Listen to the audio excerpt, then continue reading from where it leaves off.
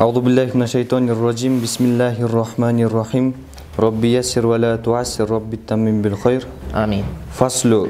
التيمم يخلق الوضوء والغسل عند العجز عن الماء لبعده ميلا. بسم الله الرحمن الرحيم. الحمد لله والصلاة والسلام على رسول الله. اللهم علمنا ما ينفعنا وانفعنا بما علمتنا وزدنا علما نافعا. Şeyhler, bugünkü öte turgan temamız bu tayammum turalı olmakçı. Tayammum kadimki deyle Kur'an, sünnet, icma menen şariat bolgon amallardan. Kur'an'da kelet turağı. Eğer de su tappasaňar emne kılgıla dep kelet?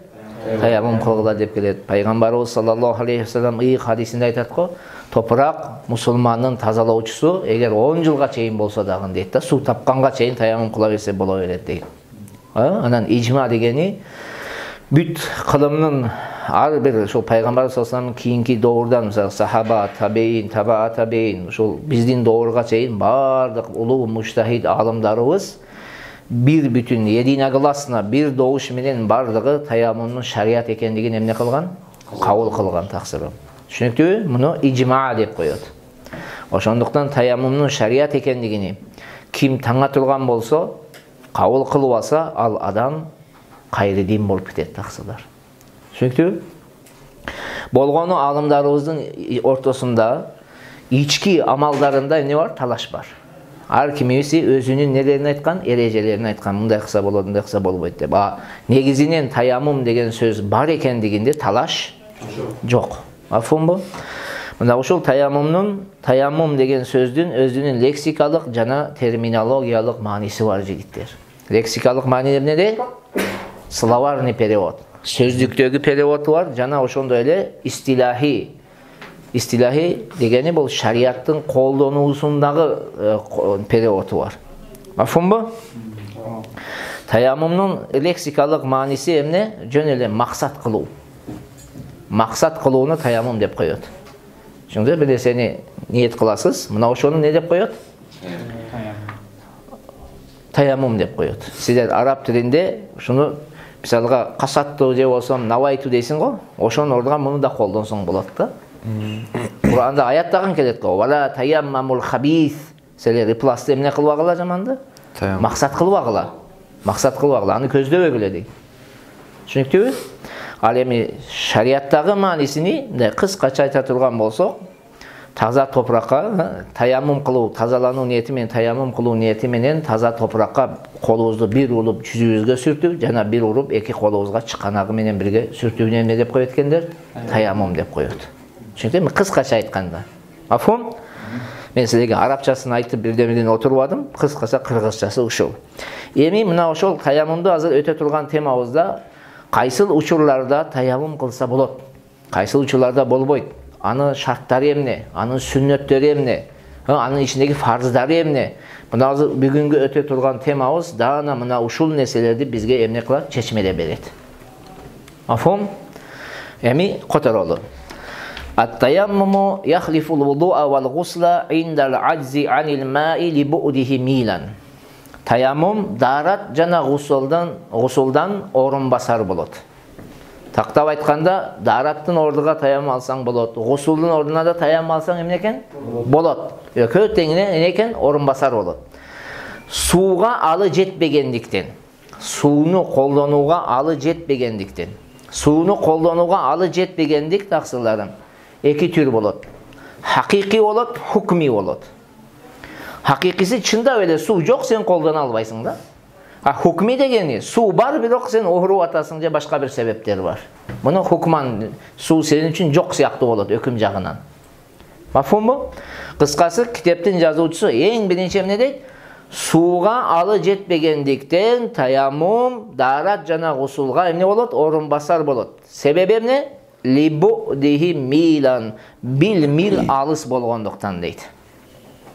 Eğer de su biz jaygaşıp turgan yerden bir mil alыс bolsa, mına oşondo biz tayammum kılsak emne bolot eken? Bolot. Bir mil kança dese, bir mil 4000 çıkanak deydi. Bir mil turalı türlü pikirler aytılganda. Birinci pikir, bir miliniz 4000 çıkanak deydi. Bir çıkanakta эгерде 46 сантиметр 37 миллиметр десек, китептерде ошентип келген жери бар. Анда не болот экен? Канча болуп калат? Божомол менен 1800 канча метр болуп калат да. Дачылы 2 чакырымга жетпеген аралык болуп калат таксыры. Түшүнүктүүбү сөз? 2 чакырымга жетпеген аралыкта 1800 канча деп келет, комус лугат китептериңизде. Мафумбу? Bir çıkanakta эгерде 46-47 сантиметрин тегерегиде 48 сантиметрин эсептесек, өзүңөр ошону көбөйтсөңөр болот таксырым. 4000 çıkanakты 46 сантиметр 47 сантиметрге көбөйткүлө өзү эле чыгып калат эсеби. Мафумбу? Bir çıkanагыңыз 24 манжа болот. 24 манжа мына. 1 2 3 4 ушундай 6 огуна. Шуну 24 манжа болот да bir çıkanak. Баягы ла илаха иллаллах деген сөздүн немесине барабар да, мындай айтканда тамгаларына канча тамга болсо, ошондо жалпы 24 тамга бар. Ошол 24 тамгачалык деп коет китептерде. Экинчи пикир келет, суунун алыстыгы 3000 чыканак алыс болсун деп келет. Бул экинчи версия. Биринчи версия канча эле? 4000 чыканак. Мында 3000 деп атат. Үчүнчү пикир келет, суунун алыстыгы 4000 кадам болсун дейт. Ар бир кадам не болот? Ар кадам 1,5 чыканак болот дейт. Натыйжада 6000 чыканак болуп кетет да. Түшүнүктүүбү? Я. Ушулардын арасынан ошол биринчиси менен амал кылабыз. Себеби китептерде мындан чечмелеп дагы айтып беришкен. Фик китептерде келет 1855 метр, кээ бир китептерде 1848 метр дейт. Түшүнүктүүбү? 2000ге жетпеген дедим го мен жаңы, 2 километрге жетпеген аралык. Жазып койгула. 1855, кээ бир китептерде 1848 деп эсептеп чыгарышкан. Мына ушунчай сиз турган жерден суу ушунчалык метр алыс болсо, сиз таяммум кылсаңыз эмне экен? Жарайт. Мафум? Андан кийинкисин оку. Аулимародин болду. Аулимародин же ооруу себебиден. Бул жерде көрдүңүз суу бар. Суу бар. Бирок сен ооругандыктан сууду колдонууга алың жетпейт, күчүң жетпейт. Ошону өкүм жагынан сууду колдонууга күчү жетпеди болот. Чындап келгенде сен сууга ээйсиң. Эшигиң алда суу агып атат. Сен таяммум дарат алсаң болот, бирок сен ооруп жаткандыктан суу колдоно албайсың. Ушундай адам кандай адам болсо десе, эгер ооруум көбөйүп кетет деп корксо, же сууду колдонсо ооруунун айыгуусу мындай узарып кетет. Же кыймылдаган кезде ооруу күчөйөт, же кыймылдоо менен оорусу не болот? Күчөйт, бирок кыйын болот дарат алуу. Аябай кыйналат да, денеси ооруйт да. Мына ошондой адамдарга таяммум кылса эмне экен болот. Дагы эсиңерге алгыла кайра. Эгер оорум көбөйөт деп корксо, же сууну колдонсом оорум узарып кетет деп корксо, түшүнүктүбү? Же кыймылдоо менен оорум күчөйөт деп корксо, же кыймылдоо менен оорусу күчөбөйт, бирок кыймылдоо кыйын болсо да, аябай мисалга кээ бир адам ооруп калса кыймыл аракет жасаш кыйын болот го. Мына ошондой адамдарга таяммум алуу не болот экен таксырым? Рухсат берилет. Мафумбу? Хоп. Бирок эгерде ооруп калган адамга сууну колдонуунун зыяны жок болсо, сууну колдонсо неси жок? Зыяны жок. Бирок сууну өзү колдоно албаса, өзү колдоно албайт. Hiç ziyanı yok. Darat alsa probleması yok da ziyan tiybeyt deni soluğuna. Bирок özü su koldan albayt. Anda al tömönkü körünüşte bolat taksırların. Suudun ziyanı tiybeyt. Bирок neken? Özü su kuyup darat alalbayt. Karаңыз, birinci, эгерде ооруп калган адамга баш ийүүсү милдет болгон адам бар болсо, мисалы кулу бар, уулу бар, же ижарага алган кызматчысы бар, анда таяммум алуусу мүмкүн эмес. Ошо уулу келет да даратына суу куй берет таксыр. Түшүнүктүбү? Же ижарага алган кызматчысы келет да суу куй берет.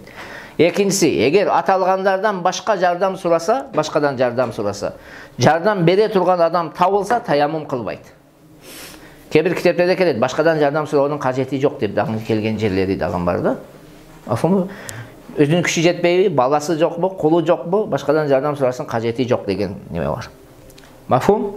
Кыскасы башкадан жардам сурадыңыз, жардам бербесе, сиз таяммум кылсаңыз болот. Жардам берсе, сиз таяммум кыла албайсыз. Түшүнүктүүбү? Кеттик. Андан кийин Аубардин. Же суук болгондуктан, күн абдан суук болгондуктан таяммум кылсаң болот. Эгер жунуп киши, же даратсыз болгон киши, ден соолугу чын да, жергиликтүү адам күн суук болгондуктан сууду колдонсом ооруп калам, же өлүп калам, же бир мүчөмө зыян тиет, жанагы үшүгүрүп кетет го. Ошондой зыян берет деп корксо, таямым алса болот. Эгерде сууну жылытууга, же мончонун акысын берүүгө, же жылыта турган кийимге, же сууктан сактана турган орунга кудурети жетпесе, ошондо таямым алса болот. Муну эстен чыгарбаңыздар. Эгерде сизде жылытууга мүмкүнчүлүк бар болсо, таямым албайсыз. Же суук сууга дарат алып келип, жылуу үйдө турганга мүмкүнчүлүк болсо, таямым кылбайсыз. Бул жанагы сиздин действительно дел соолугуңузга зыян бере турган болсо, ошондо кыласыз. Бирок бул маселеде Имам Абу Ханифа рахматуллахи алейхинин көз карашы боюнча ушул маселеде шаардын ичинде болсо таямым алууга болбойт дейт. Неге? Себеби шаардын ичинде көбүнчө не бар? Суу бар, анан шарт дагы бар. Үйүң бар, жылуу суу бар, шаарларда ошондой го. Чүнкү бирок бир нерсени эске алуу зарыл болот да бул жерде. Күн суук болгондуктан, күн аябай суук болгондуктан, жуунуу милдет болгон адамдын таямым алуусунда талаш жок. Жокорда гусул милдет болгон адамга таямым алат, мында талаш жок. Ал эми дарат алуу милдет болгон адам эмне кылат? Түшүнөдүңөрбү сөзүмдү? Гусул милдет болгон адам талашсыз ал эмне кылат экен? Күн суук боло турган болсо эмне кылат? Таямым кылат. Агар ден соолугуна зыян берет деп корксо, условия жок, суу жылытууга мүмкүнчүлүгү жок, жылуу төшөк жок, жылуу кийим жок, эчтекеси жок, суу зыян берет. Ал таямым алсан экен, болот. Мында талаш жок. Бирок дарат маселесиндечи? Дарат маселесинде таксырларым эки пикири бар. Биринчи пикир таямым алса болот деп келет. Бул кээ бир алымдарыбыздын пикири. Ал эми экинчи пикир келет, таямым алууга болбойт дейт. Мына ушул экинчи пикирди алымдарыбыз туура дешкен. Ошон үчүн жанагы күн суук болгондуктан эмне экен? Гусул милдет болгон болсо таямым кылсаңыз болот, шартыңыз жок болсо, банянын акчасын бере албайсыз, өзүңүздө условия жок болсо, таямым кылсаңыз болот. Бирок даратчы, дарат болбойт, даратты аласыз барып. Түшүнүктүүбү? Негизинен башынан окуп келген кезде байкаган болсоңуздар, өкө теңини айтып келдик. Мунусуга да болот, мунусуга да болот деп. Бирок бири талашсыз маселе экен, экинчи эмне экен? Талаштуу маселе экен. Мафхумбу? Андан кийин Ау адуин. Же сууга алы жетпейт, душман бар болгондуктан дейт. Душман тараптан болгон коркунуч бар. Душман тараптан болгон коркунуч дегени ошол душман бар го. Душмандан өзүң үчүн коркосуңбу, же байлыгың үчүн коркосуңбу, мал мүлкүң үчүн коркосуңбу? Боло берет. Мисалга айталы сен койчусуң. Булакта суу бар, бул жакта кой кайтарып жүрөсүң. Эгерде сен койлорду карабай булакка кетип барып таямым кылсаң, бер жакта коюңду карышкы жеп коет. Же уруу урдап кетет. Ошондой мезгилде сен эмне кылсаң болот экен? Таямым кылсаң болот таксыр. Түшүнүңүздөрбү? Же аябай карызга баткан киши.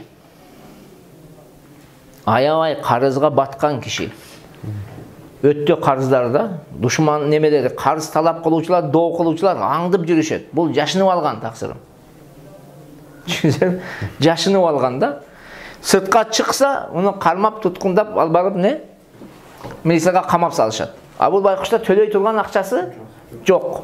Акчасы болуп туруп катса башка маселе. Акчасы жок да, банкрот болуп калган, карыз талап кылган адамдар сурап атат да, карызыбызды берди. Анан ошондой мезгилде бул байкуш үйдө жашынып алып, сыртта огороддо короодо суу бар. Чыкса, карыздоо кылуучулар, карыз сурагандар адам кармап алышат да. Ошондой мезгилде үйүнөн чыкпай таямым кылып намазын окуса болот. Бул да эле ошо душман сыяктуу бир коркунуч болот. Бул эми атайын карызды төлөөдөн качкан эмес да. Бул эмне болуп жатат? Жок болгондуктан, колунда жок болгондуктан качып атат. Айласыздыктын немеси да бул амалы. Түшүнүңүздөрбү? Ал да кирип кетет. Ошондой эле аялдар эгерде сыртка чыгып дарат алсам, дараттын сууну алып келип дарат алайын десем, фасык адамдын зыян берүүсүнөн коркот. Сыртка чыкса, көзү бузук, колу бузук, тили бузук, буту бузук эркек бар да, зыян берип коюшу мүмкүн. Түшүнүңүздөр да сөзүмө. Тем более өзгөчө биздин доордо да. Биздин доордо өтө көп мындай окуялар болуп атпайбы? Эркектер аялдарга косо. Мына ушундай мезгилде аял сыртка суу бар, айталы 500 метр арыракта суу бар. Бирок ошол жерге барса, бузук киши бар да, ошонун зыян берүүсүнөн не кылат? Коркот. Мына ошондой мезгилде аял таямым алса эмне экен болот. Ошондой эле бул жердеги душман дегенден максат адам эле эмес, айван да, жаныбар дагы душман болушу мүмкүн. Булак турат, булакты сен булактасың да, тоодосуң. Салып экскурсияда жүрөсүң, булак турат. Бирок булактын жанында айталы аюу турат. Просто бир мисал. Болобу мындай жашоодо? Ооба. Же чоң бир жылан турат.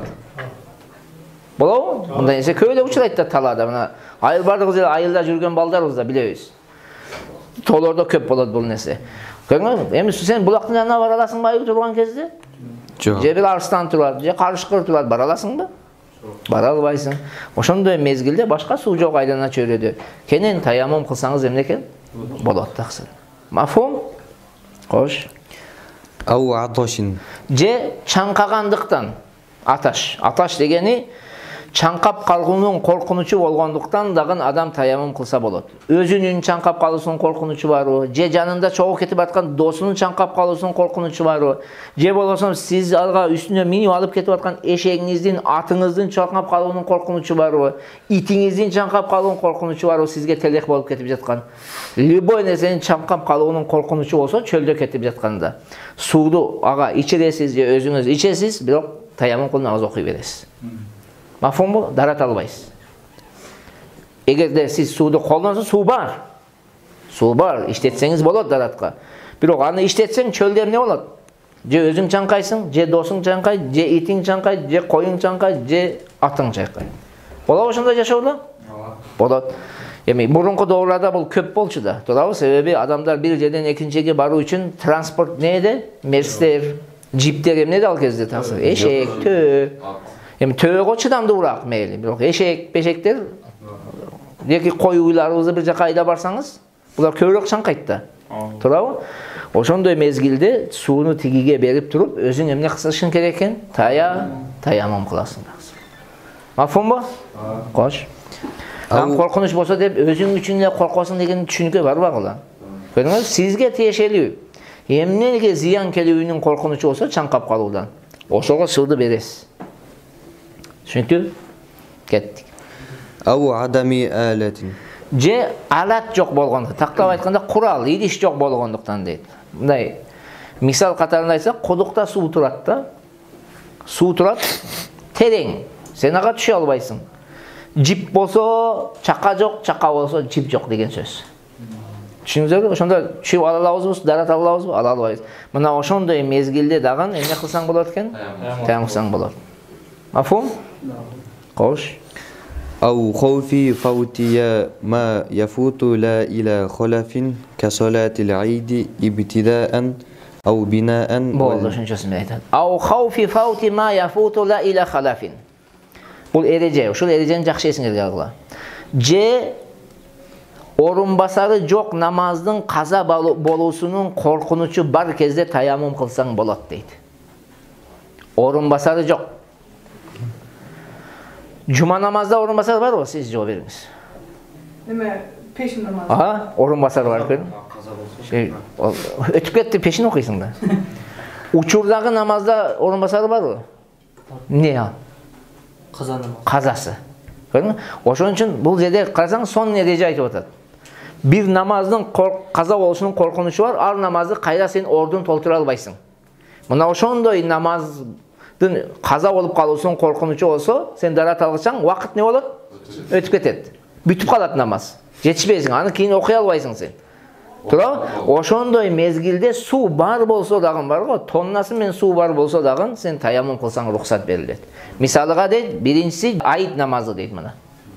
Ayit namazıga geldiniz.